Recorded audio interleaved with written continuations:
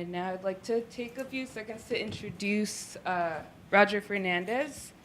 He will be hosting this event today. He's a Native American artist, storyteller, and educator whose work focuses on traditional arts, legends, and teaching of the Coast Salish tribes of the Puget Sound region of Western Washington. He is a member of the Lower Elwha Klallam tribe. He has a degree in Native American Studies from the Evergreen State College and master's degree in whole system design from Antioch University. He has also studied graphic design at the University of Washington and has focused on learning, creating, and teaching Coast Salish art for the past 20 years.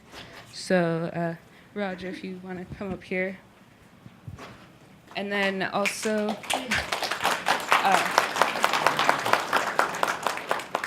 now, I try not to use a microphone unless the room people can't hear me. So can people in the back hear me all right? Good. Because I was taught by my teachers, when I speak from my heart to your heart, I want nothing between us. No technology, we just speak to each other. There's this thing called the sacred breath, the teaching of our people. We share the same breath. That's the most powerful time when we communicate. But of course, you know, we share the breath with the animals, the plants, the trees. We share our breath with them.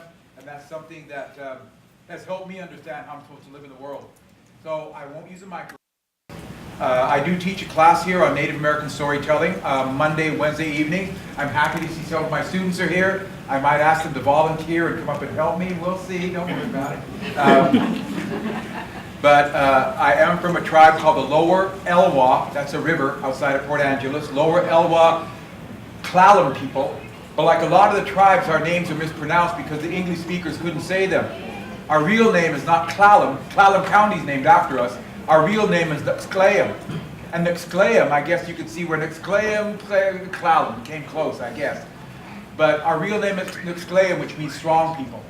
The city of Seattle is named after Chief Seattle, not his real name. His real name is Siat. There's a t at the end, Siat. For the city of Seattle, they couldn't figure out how to do a t in English, so they said Seattle, close enough. So again, that misunderstanding starts really basically simply with even pronouncing our names, our words.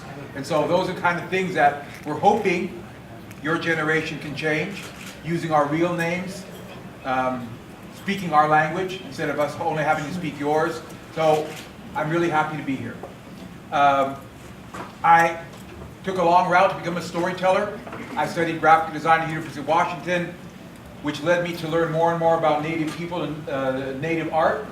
Then I became an artist, but to learn the artwork, you got to learn the stories. So I learned the stories, and then I began to become a storyteller. And so, but at the bottom of all this, I believe people need to understand. I'm not here to put on a show for you. This is not a show. I'm not an actor. I'm not a performer. I'm not an entertainer. Although you will be entertained, don't worry about it, okay? I am a teacher. Storytelling is teaching. It's the oldest kind of teaching there is. You know that reading and writing have only been around for the past few thousand, a couple, 3,000 years, maybe more. But writing and reading were kept by the higher class people to control those of us who, anyway. But now we accept it as a given. Reading and writing are how we communicate, how we share and learn. But imagine, what did human beings do before that? To remember, to share, to teach, to learn, they told stories. Within the stories, they kept all the knowledge they needed.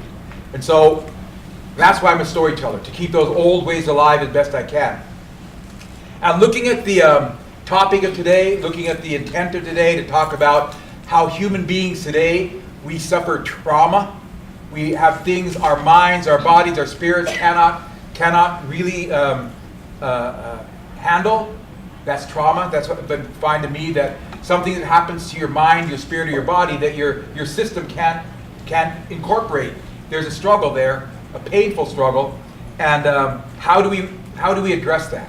For Native people, the trauma of a genocide against our people, where depending on who you're talking to,